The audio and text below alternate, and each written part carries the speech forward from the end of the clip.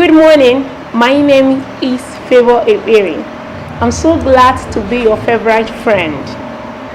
Welcome to the third session of How Do I Start series. Sit tight and watch. In the previous session of How Do I Start series, we talked about how to convert your passion into a product or service. Market survey. Develop your product, then launch into the market. As regards the second session of How Do I Start series, I'll just answer one question out of the numerous questions I was asked.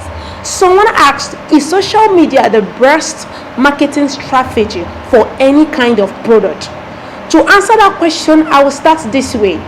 Marketing strategy is highly dependent on the nature of business you do or the kind of product you offer to the market. Not every kind of marketing strategy works for every kind of product. You might be offering a product or service that people need to see. For example, if you are in the fashion and designing industry and you make wares, people need to see your handwork. People need to see what you make. So you might need to showcase it online. You might need to showcase it on social media. You might need to get people to model for you. People want to see what you make, to be able to believe that you are the one who make those things. To advise you, please, as an early starter, do well to get an online presence. It's very important. You know why? Because people don't come online any longer. People now live online.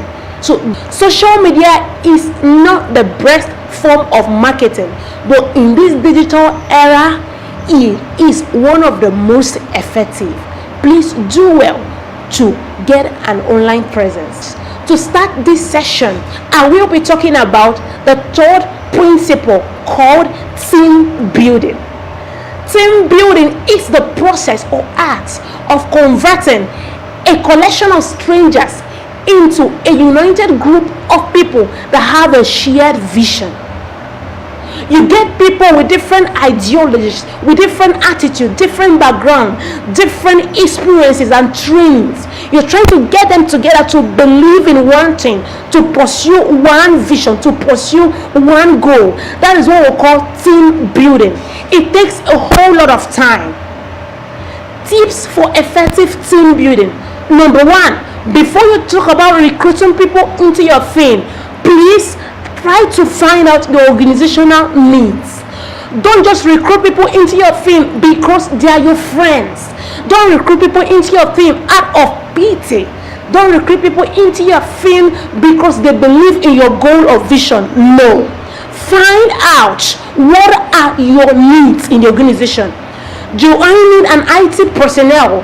If I need an IT personnel, what age bracket are we looking at? What attributes are we looking at? Do I need a customer service officer? Do I need a marketer right now? Try to find out your organizational need.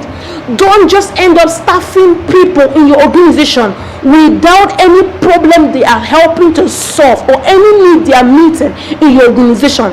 You end up spending your money and making loss at the end because a collection of people coming together without any need they are solving only end up exhausting the organizational resources without any performance. Secondly, know the ingredients of these employees. Yes, before you create a recipe of how these employees are supposed to work, try to know the ingredients, try to know their makeup, try to know their ideologies, try to know their behavior, try to know their background, try to know their characters, so you better fit them in a place they can do well. It's very important. Try to know their temperaments. For example, if you put a choleric in a customer service unit, you're sure going to get it so hot in your organization, because a choleric is more like someone who is easily irritated, can't tolerate much. So you will know that kind of person. Which place does he fit more? He's more like an executor, so you can place him in your operations unit instead of putting him in the customer service unit. That is why you need to know the makeup and the attributes of your team players. Thirdly, try your best. Let them know the organizational goals and objectives. If you need to say it every morning, say it every morning as they come to work. How do I define effective team building? I define effective team building as a point where employees, where team players transcend from saying I work for A and B Limited to I work with A and B Limited. They are two different things. The former sees it as a work, doesn't see him or herself as part of the organization, but the latter sees him or herself as part of the organization. Thirdly, communicates to them their roles and objectives. Very important. Try to let them know their roles and objectives in the organization. They should know what they are meant to be doing. They should know their part to play in helping to achieve this organizational goal and objective. Do not staff people in your organization without giving them a jurisdiction.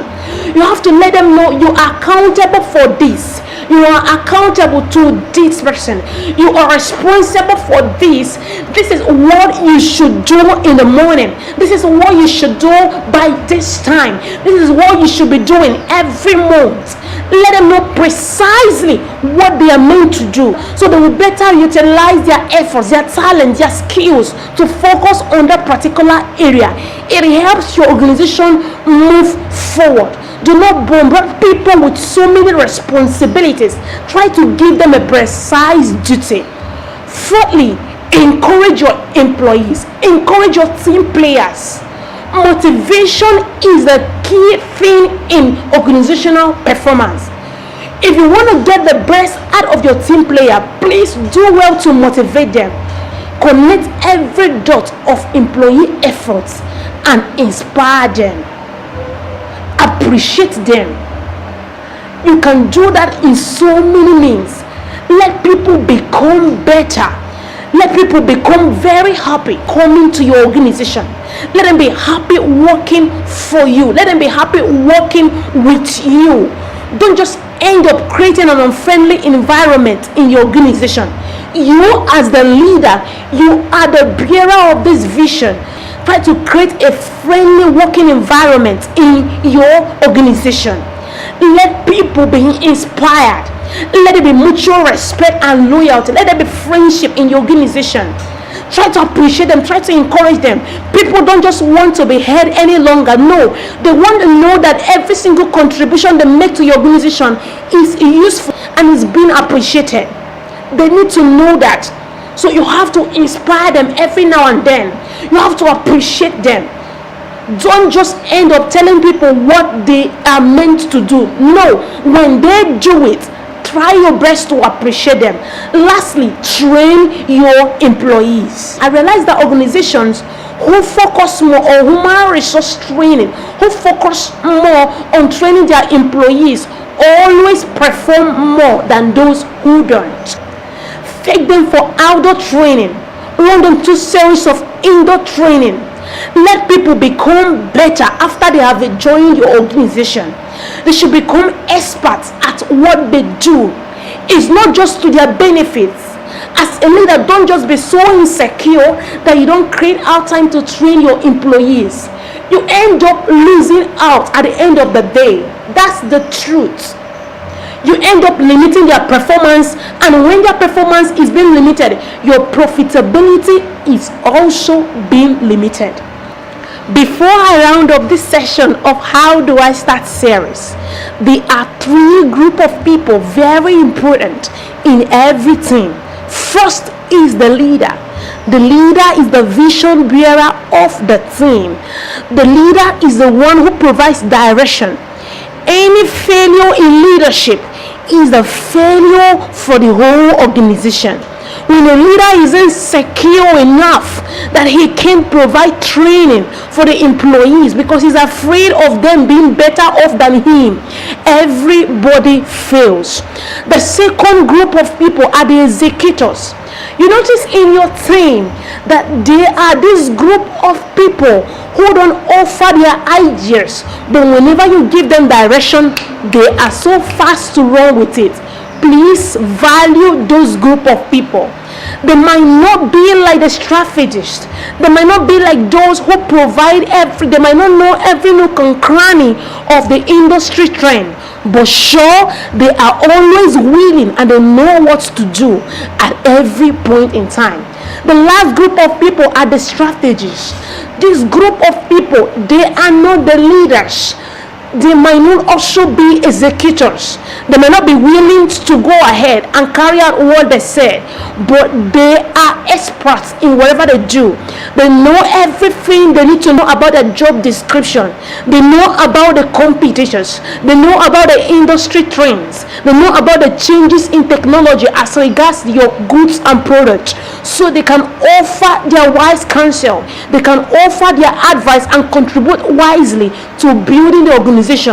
Please also value those group of people.